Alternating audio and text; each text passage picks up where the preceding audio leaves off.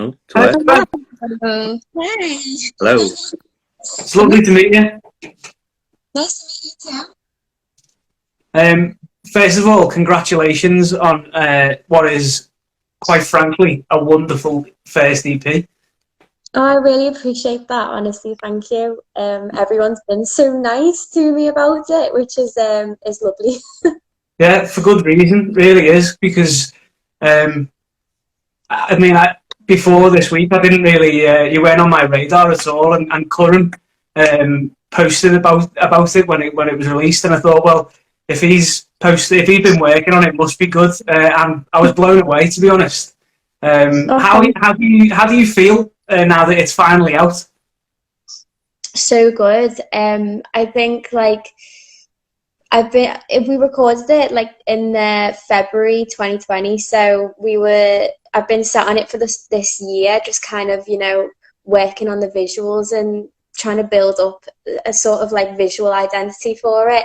Um, but to have it now like out feels like it feels really good to have a body of work out there that I can now point people towards, when they ask like, oh, well, what do you do? And like, what type of music? And I've always had to sort of just explain what I'm doing and not really had anything to show for it.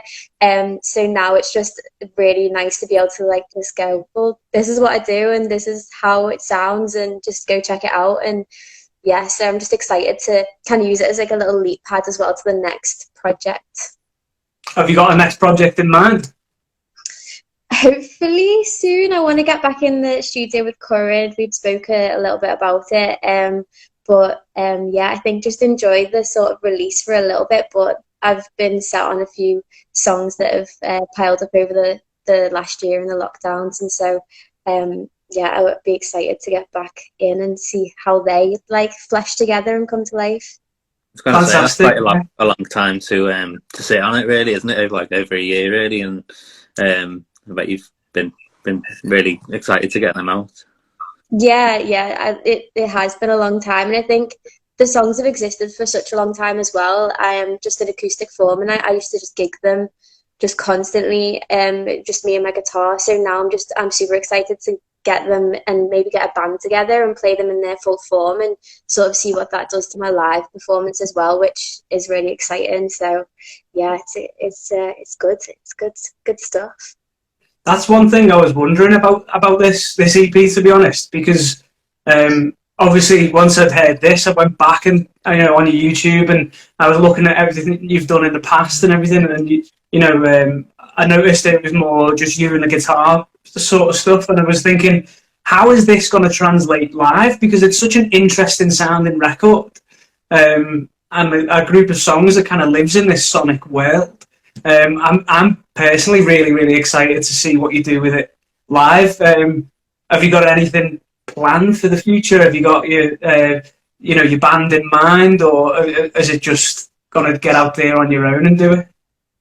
I think I'll definitely get a band together of some sort just to see what it's like as an energy shift as well. I'm so used to just playing by myself.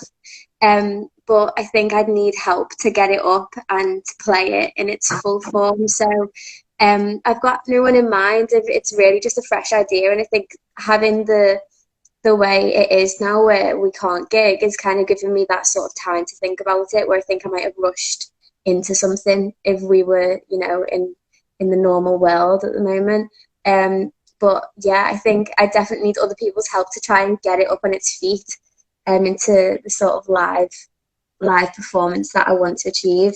But yeah, it's something I'm still going to try and have to work out before we get out there. But luckily, I guess a positive thing is there's probably going to be a lot of time still until we are at that situation where we're gigging again. So I've got time to work things out.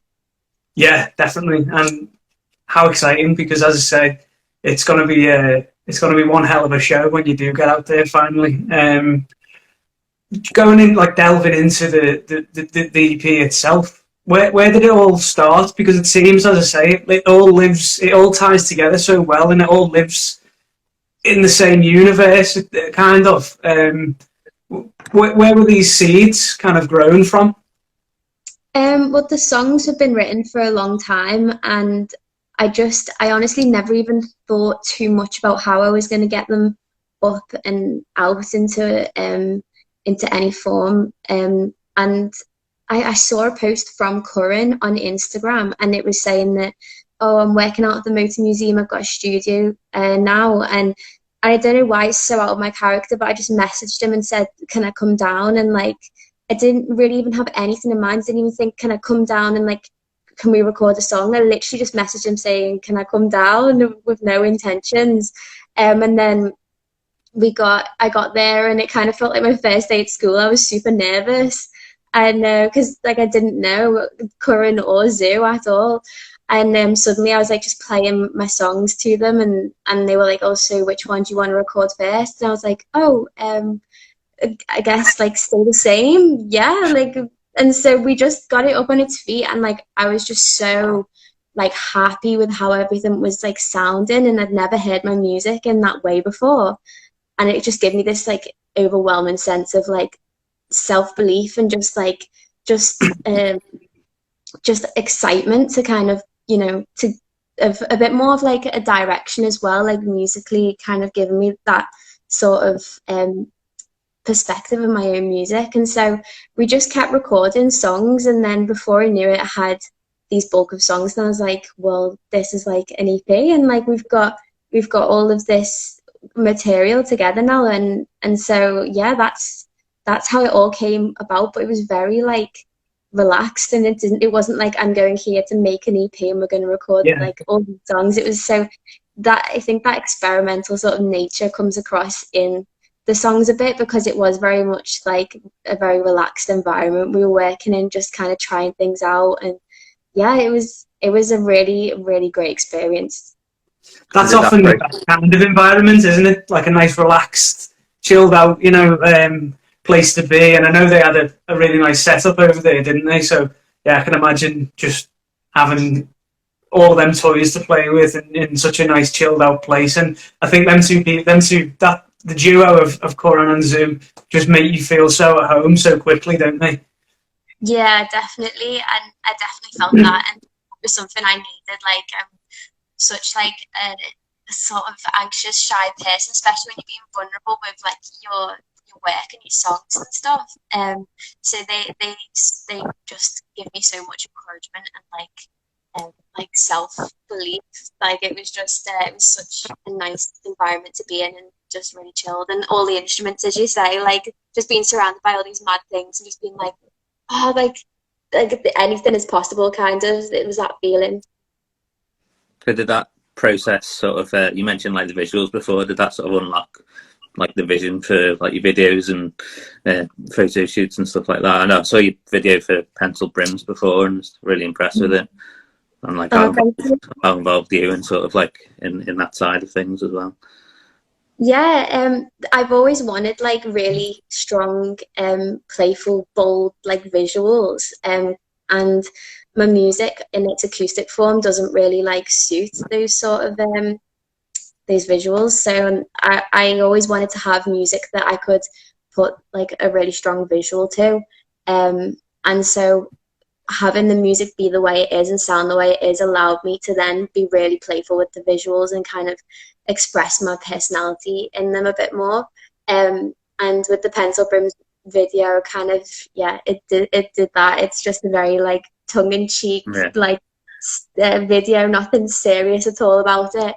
And yeah, it's just basically my sort of personality coming through in the visuals and in the videos and stuff, just being a bit weird and a bit fun. I was wondering while I was listening to it, I can hear so many different influences in your music, but I was wondering, like, from you, who do you pull influence from, and who is it that you're listening to at the moment, really? I'm so bad at getting into new music, and I always write off everyone. Like, and then I get really into them. It's like a thing where I'm like, oh, I don't like it, and then before I know it, I can't stop listening to the artist. And it happened with Phoebe Bridgers. Like, I just wrote her off. I was like, no, don't like it, don't like the music, and like now I'm like her biggest fan. So like people like Phoebe Bridgers, Marika Hackman, I listen to, who else do I listen to? I listen to Billie Eilish quite a bit as well. And I'm quite like a song hopper. Like there's like core albums that I get into, and then I'm sort of like a one song hop through people. But yeah, I listen to a lot of local artists as well. I think there's some amazing people locally that are putting out music. So yeah, I get into that as well. Yeah, and like the songs themselves. I saw you do an interview where I think it was maybe Bido Lito that I was reading, that you can draw influence from even like TV shows or anything around you for the songs themselves. And I was wondering about The House. That's my personal favourite on the EP. It's heartbreaking, and it's playful, and there's so many different parts of it, and it reminds me of like a Netflix TV show, like a thriller, or what's The House? Where is it? And there's all these questions in my head. Where did that one come from? I love that it reminds you of a Netflix show. That's so cool. It came from a film I watched called, I don't know what the title is anymore, but I remember watching it, and it was, the tone of the whole film was just really like dark, and I was just so captivated by the story in the film. It was like this like sort of like forbidden love sort of situation, and I just kind of honed in on that and tried to capture like that world within the lyrics, and then when taking it into the studio, just kind of explained that to Curran, and he just got it. And it kind of happened with all the songs like that, where I kind of explained the world a bit that was in my head, or where I wanted it to go, and it sort of formed very nicely. But yeah, that's sort of like The House. I don't know where like the thing came from. I think in the film there's a scene where they're trying to like get in to help, Right. and like there's someone shutting them out the house, and like, so that's where that came from, I think, where it's like, just let me in the house. Oh, I love that one. It's so cinematic and so ethereal. It's just a brilliant song. But the EP is a body of work. Some of the decisions, production wise, I feel like it makes sense because you've played just you and an acoustic guitar, and you can change feel or tempo or rhythm at any time because it's just you, really, isn't it? And I think that's what gives this EP such an interesting world that it lives in, because you're listening to a song, and before you get too comfortable with where it is, it changes, and it's suddenly swung in a completely different tempo, or and I just love that change, and I feel like that's only something that can really come from your mind. It's like a trip through your mind a little bit, the EP, of like what you're thinking and stuff. But how was it in the studio making decisions like that? I think like just because of the nature of the way they're written, where just on the guitar with me, like you say, it's just, I'm in control of the whole thing. I think when we were playing it out in the studio, it was a bit like, also they kind of felt like sections in the songs, and it was just about blending them and trying to not make one song sound like three songs in one. And it was that thing, and that was a lot to do with Curran and his sort of ability to blend everything and make it sound really consistent. But yeah, that even with like Stay the Same, there's like those really quick changes, and that pattern comes from the finger picking style on the guitar. So Yeah. it was just about trying to get the right translation, like from the acoustic versions, and then putting them into the production. But that was very much like current sort of like talent to kind of put it all together really well, and so it came across like the way it does, and not all like little bits of ideas. He was the glue that kind of put it all together. Yeah, definitely.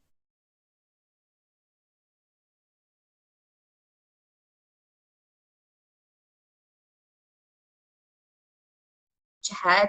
I'm very much in the moment of whatever I'm writing about.